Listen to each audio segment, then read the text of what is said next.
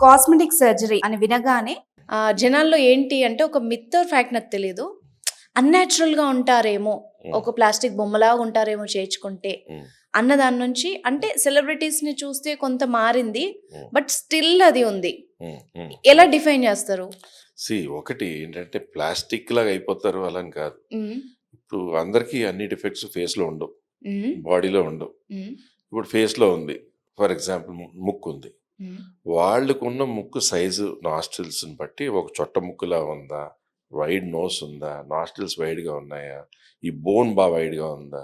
దాన్ని ఎక్కడెక్కడ కరెక్ట్ చేస్తే ఆ ముక్కుని ఇంకా అందంగా చేయొచ్చో అనేదే కాస్మెటిక్ సర్జరీ. సో, ఇందులో చాలామందికి చిన్ను ఉంది. చిన్ను లోపలికి ఉంది.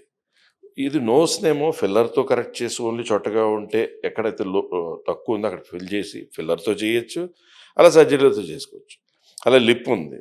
పెద్ద లిప్‌ని చిన్నగా సర్జరీతో చేయొచ్చు. చిన్నదాన్ని ఫిల్లర్‌తో పెద్దగా చేయొచ్చు. ఇక్కడ చిన్ సరిపోలేదు. చిన్న ఇంప్లాంట్ పెట్టొచ్చు లోపల నుంచి. పర్మనెంట్‌గా ఉండేలా లేదా ఫిల్లర్ ఇవ్వచ్చు.